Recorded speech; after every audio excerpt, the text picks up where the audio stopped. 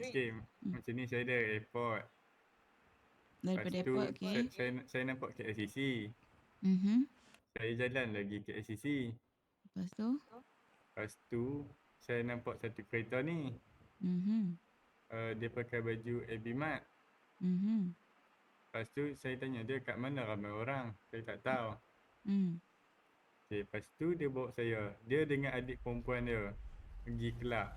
Dia kata situ ramai orang. Saya ikut lah. Lepas tu dia suruh saya masuk bilik bawah sekali. Salah cakap. Rupa-rupanya dia nak rompak saya. Baju AB Mat nak rompak kamu? Tapi sebelum tu dia tukar baju. Dia tukar.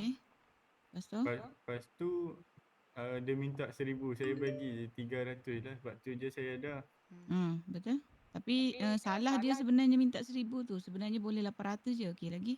Oh ya. Lepas tu dia hantar saya pergi kedai burger. Oh, dia hantar kamu. Bagus juga dia. Okey. Sebab dia kata.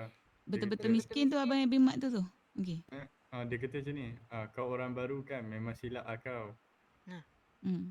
Kalau aku Dia jumpa dengan orang tu, adik aku dia. cakap kau ni miskin betul. Kau dah kerja pun kau masih nak rompak orang. Dah Bangsat cari orang tu. baru Okey. buat tu. Lepas tu? Betul tu. Lepas tu dia tendang saya kat burger.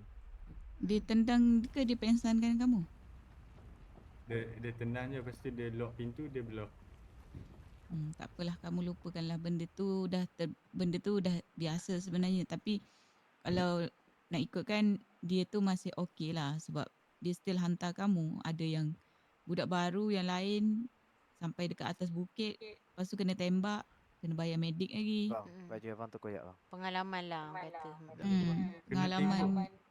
Nampak. Dia kena tembak, lepas tu nak turun daripada bukit tu lagi. Macam tu, faham tak? Ni tapi kira okey lah, dia hantar kamu pergi kedai burger tadi kan.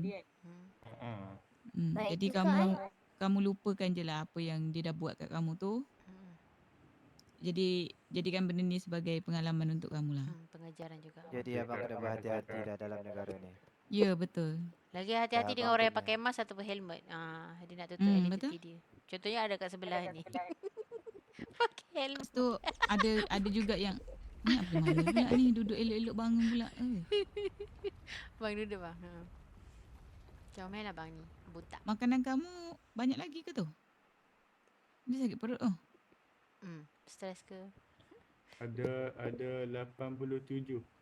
Sama lah dengan saya, matching-matching Kiot lah. Janganlah. Blushing pula orang. Aduh, dia pula yang blushing. Tengoklah tu. Wafi tu. Rambut boleh beli kak? Nanti saya bawa kamu pergi, okey? Okey, saya nak tanam rambut. Baik-baik. Nanti kau tak ada orang duti, nanti adik yang orang duti ni. Okey, boleh. Nanti bagi tu dekat dia sekejap je. Nanti lepas dia tak pun. Abang jangan lupa tanam sekali tu. Abang punya apa nama? Nama apa? Apa nama? Nama apa? Aduh. Prince. Apa? Kamu nak cakap apa? Tak tahu. Apa nama tu? Apa nama Prince? Kamu tak payah nak apa nama. Aku tahu dah nak tsunami. Kening. Ya, nanti buatlah sekali. Kening pun boleh tanam. Kening dekat ni. Kan barber juga. Bukan hospital kan? Kedai barber juga. Hospital memang tak boleh. Betul. Misai dah misai. Lepas ni tsunami siapa yang nak tanam pun masuk? tanam lah misal. Saya. Banyak. Semua yang duduk kat sini masuk. Okey. Nanti kamu Prince. Lepas tsunami tu kamu keluar, kamu tekan tu keluar, lepas tu terus masuk balik. Macam tu. Masuk terus je. Awalnya member dah keluar. Kena keluar terus ke ni? Tak, sekejap lagi nanti dia akan restart dengan sendiri. Nanti tertutup. awak keluar semua daripada 5M, lepas tu masuk balik. Kalau tak nanti tak boleh masuk ni. Dah bye-bye. Bye. Bye-bye. Wafi. Awak nak kena panggil